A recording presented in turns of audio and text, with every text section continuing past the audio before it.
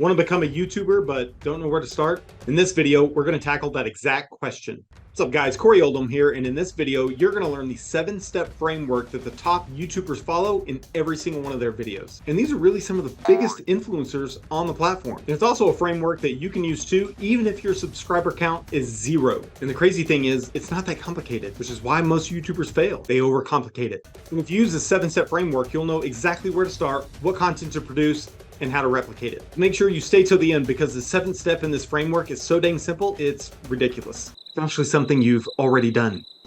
What did you say?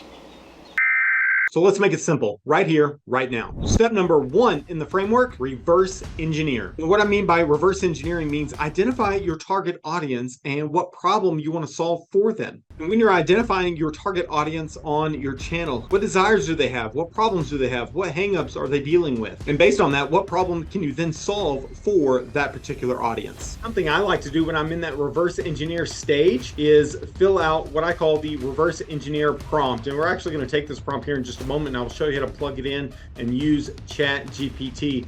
But when we're filling out the reverse engineer prompt, I answer a couple of questions when it comes to the target audience. And these are questions like, who do you want to have in your audience on YouTube? What are their hopes and dreams? What goals are they already trying to achieve? What are some things that your dream audience should already know that makes them an easy subscriber? And this one is key. What major frustrations are they dealing with before they find you and your channel? So I've gone ahead and taken that reverse engineer prompt and went ahead and plugged it into ChatGPT. And here we go. Now this is real time. This is exactly what ChatGPT is sharing with me. And what I've noticed over time is if I actually answer the questions in this reverse engineer step, it makes all the other steps in this framework that much easier. Now, once I've reverse engineered who I actually want to serve on my channel and the problem that I solve on my channel, I'm now able to go on to step 2 of the framework, which is research. Now, the most successful YouTubers on the platform have one very particular thing in common: exhaustive research. Tony Robbins actually hits on this really well with a saying that he uses often: success leaves clues.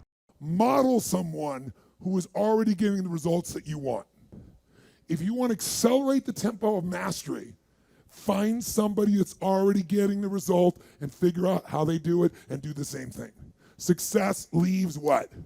Clues. Now, since success leaves clues, we want to find out what our competition is doing well, and so we can turn around and use that to our benefit. So now that I've plugged in the reverse engineering step into ChatGPT, I'm going to plug in the research portion. I've typed in research assistance, gather channel info from similar channels to mine on YouTube.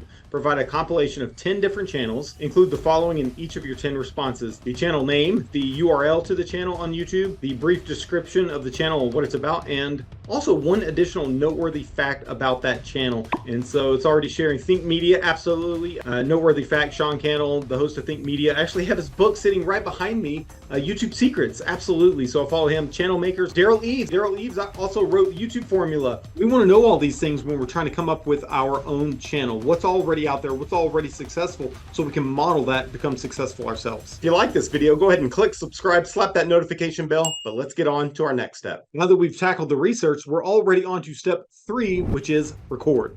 And the truth is, great YouTube content doesn't just happen by chance. It's deliberately crafted. This is when you grab your camera, pull out your phone, and press record. And when we hit record, this is when we pour our heart and soul into the content that we're actually creating for our audience. We want to have something of value, something to offer. And of course, better content performs better on YouTube, but the best thing is to actually press record and to get started. And if you feel like you ever get stuck in a moment, remember this mantra: progress over perfection. We're now on to step 4, which is rank. When it comes to ranking your video on YouTube, cracking the code to YouTube's algorithm isn't magic, it's strategic. And the reason it becomes strategic is because YouTube doesn't function like a social media platform. It's a search engine, and it's the 2nd largest search engine on the planet. So ranking your video, just like you would any website, matters. This is when learning the SEO basics of actually ranking your video so it gets actually pushed up in the algorithm is critical to your success. So while good content always prevails, the things that will actually help you along the way: great thumbnails, great headlines, high ranking video tags, and proper descriptions. This is where AI tools can actually become very, very handy in ranking your content on YouTube. If you need a little bit of help with ranking your content on YouTube, check out contentalchemy.ai. We are now on step 5,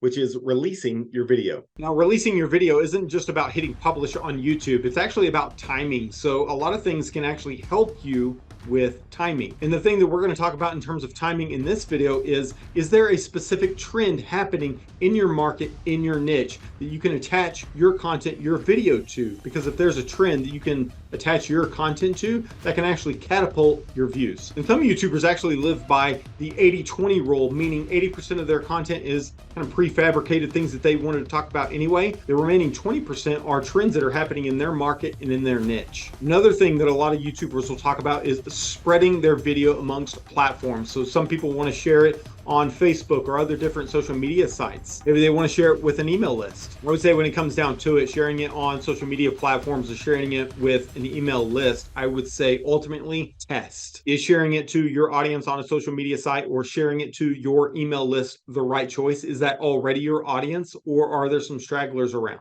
The reason I bring this up is because if there are stragglers around or just watching your video to watch, that can actually affect your performance on YouTube and affect the algorithm. We're now on step 6, the review.